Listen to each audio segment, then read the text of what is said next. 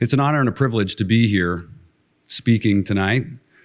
When I was asked to say a few words, I wondered what it might be that would be the most important to pass along to the men and women that are the most important to our communities. And for me, I think the two words that I would start off with are thank you. I don't know that those words are shared enough. I hope that they are, but I feel like from my perspective, they need to be said a lot more. When our families, our businesses, and our community come together, anything's possible. But without the men and women in blue keeping those communities safe, nothing is possible. And it starts here. You know, I'm a father. My wife and I, we raise two young children.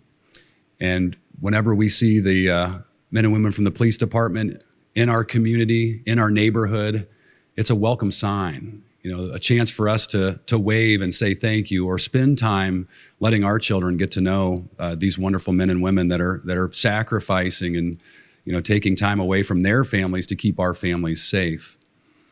You know, we see this far too often, you know, the falling of an officer in the line of duty. And I think a lot about that myself. You know, I get up to go to work every day, and I'm a banker. I'm a part of the community, but I start my day and I end my day and back home. And for me, that's with almost certainty. Obviously, nothing is certain in this life, but when I compare that to the lives of the men and women in our fire districts, or for certain the police departments that are out there, I'm sure that's on the mind of those officers, but also on the mind of the families that see those husbands or wives or parents go out the door to protect the community. And again, thank you for what you have done. I'm so proud to be up here just to say a few words that I think are sincere and from the heart. But I grew up in a small Midwestern town a few hours north of here. And the police departments were seen as a fabric of our community. They were there at the fundraisers. They were there when we needed them. But we didn't always interact with them unless something maybe tragic had happened, or for sure, maybe something a little bit more chaotic. And I think as us, as civilians out there in society, you know, we are there with you. We stand with you throughout every community that's there, whether you hear it enough or not. We're counting on you. We appreciate all you have done, and the gratitude that, you know, I don't know that we can ever repay you for all the things that you have done for us. But as we come off the heels of COVID-19 and everyone being, you know, stuck at home, you know, we're about to take some steps where we'll see community reemerge. And I do hope, and I do pray that community becomes more of a focal point.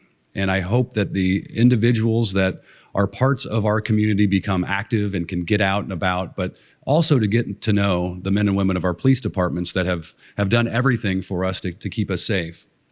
You know, very few professions do what these men and women do.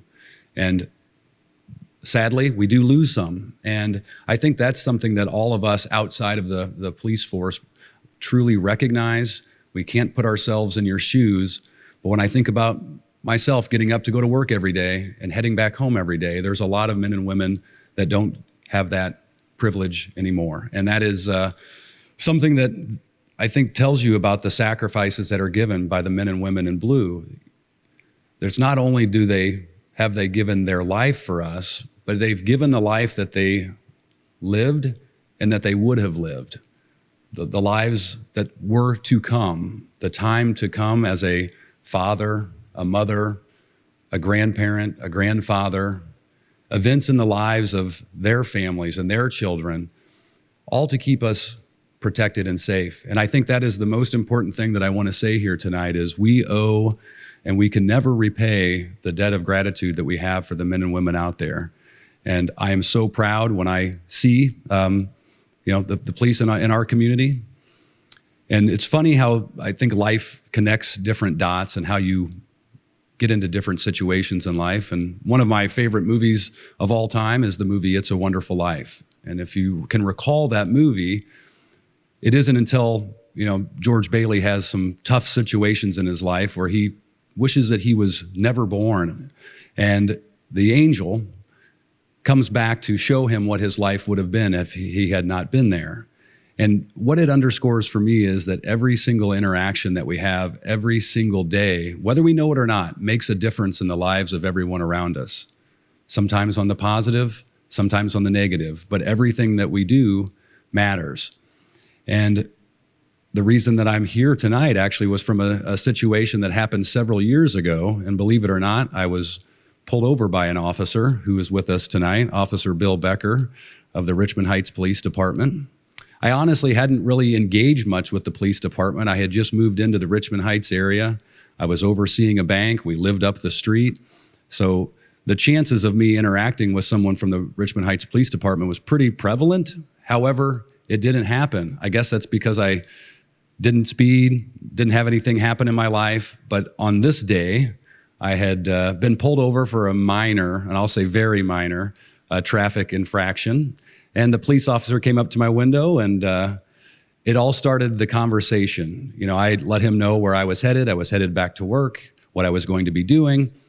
And he wrote me a warning, thankfully. So Bill, thank you for that. And as he walked away, he turned around and he came back and he said, hey, he said, you work here in Richmond Heights. You run a business here in Richmond Heights. Would you be interested in being involved in our charity golf tournament? And sure, I'll be happy to. And I may have made a joke about, is this a bribe if I agree to say yes to be part of the golf tournament? And he laughed, but it was one of those situations where I was proud to do it. If I'm going to give my time and my energy to anything, certainly this would be the most important thing that I could give my time to. Back to the point of the men and women keeping us safe. Not only do I live in that area, but I oversee a company in that area.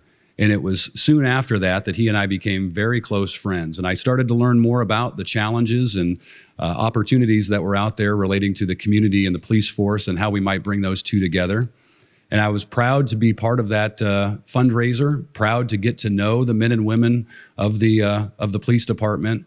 And then it really opened my eyes to all the things that they were doing, not just out there patrolling the streets, behind the scenes, the work that was being done, the counseling that was being done, the interaction with, the families, stopping by to see people after an event had happened.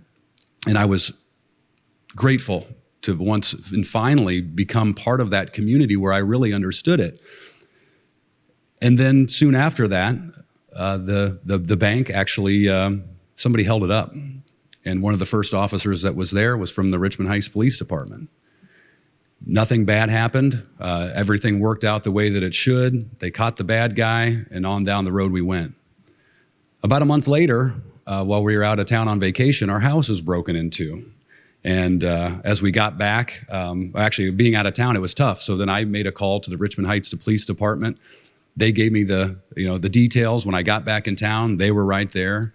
And then probably a few months after that, my daughter had an accident. She's great today, but at the time, it was probably the most scariest moment that I've ever encountered.